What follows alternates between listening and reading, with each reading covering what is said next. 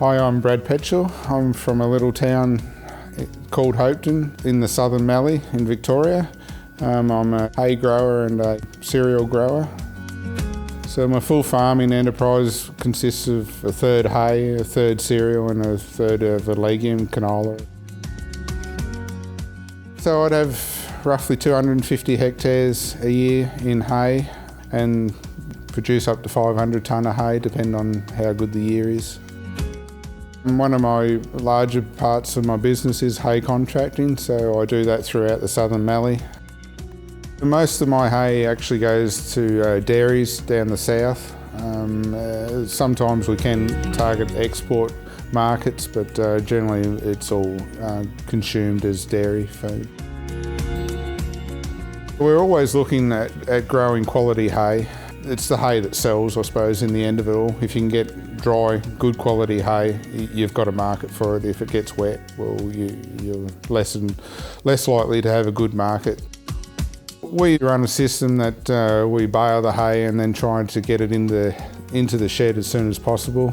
It's mainly because of weather. We don't want the hay getting wet.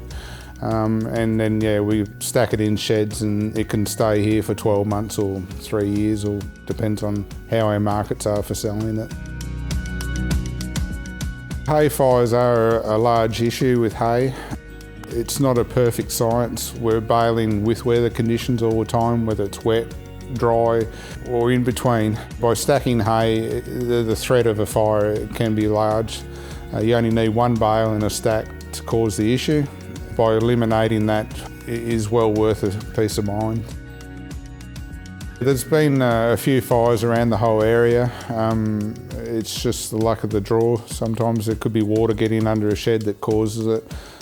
Sometimes it is a hot bale in the shed. In the event of a hay fire, you can actually lose your whole shed, everything that's in it, whether that's a bit of machinery as well, which shouldn't be in it. You'll lose all your hay, which is all your market for that next 12 months too.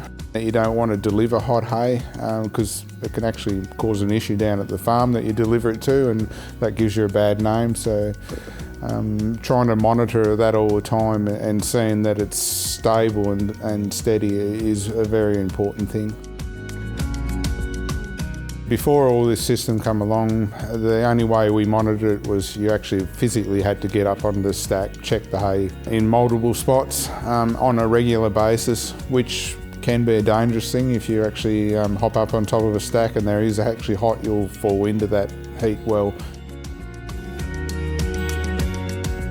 We come across the HAYTECH system online. The HAYTECH system from Farmscan virtually works on, it has multiple probes, and these probes send a ping back to the base station, which then via a server goes back into the cloud and then goes to your mobile telephone and tells you the temperature of that probe.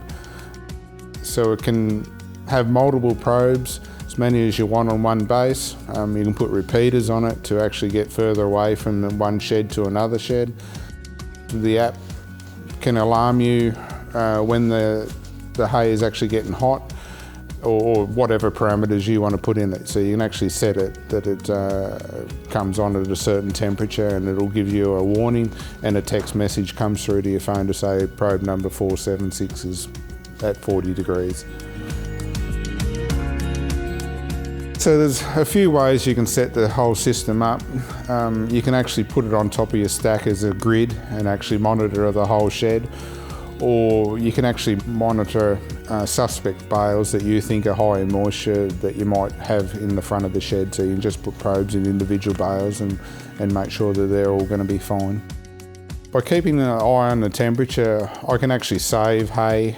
If it gets to a certain point, there's a point where the hay will go, it won't burn, but it will actually ruin the hay, so you actually lose the hay bale. But by monitoring it, you can actually save that hay and actually get it out of the stack before it causes an issue, and it will calm down if it's actually left alone by itself. The system is relatively simple. It sends a message back to your phone, and that's all that's important. It gives you an alert when something's wrong. I have been caught with a bale or two every now and then that I'll get a message and have to go over to the shed and shift it around so it can sit by itself and cool down.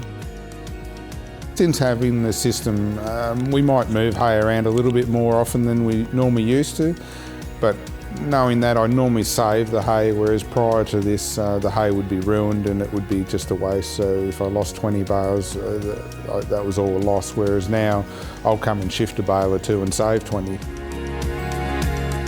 It's definitely a good thing to have as peace of mind. We go to bed now and don't worry about the hay, whereas before I could wake up at midnight and go out and check the hay because I was just a bit concerned that something wasn't right, whereas now I know it'll send me a message and from there I'll have to go out, or if I don't get a message I can sleep straight through. You can actually watch the temperature of the hay, so you can actually know where you're at with your baling. We can push the limits a little bit further because we know we're going to monitor them when they get into the sheds. It definitely has improved our quality. So the initial investment of the actual unit, you're looking at a premium product. It's over 10 or 20 years, so I can't see, when you factor it down, it's not very much money a year. You possibly spend that at the pub most weekends. The technology that's coming through these days has been really well received by us farmers. It just gives us a peace of mind in what we're doing, I think.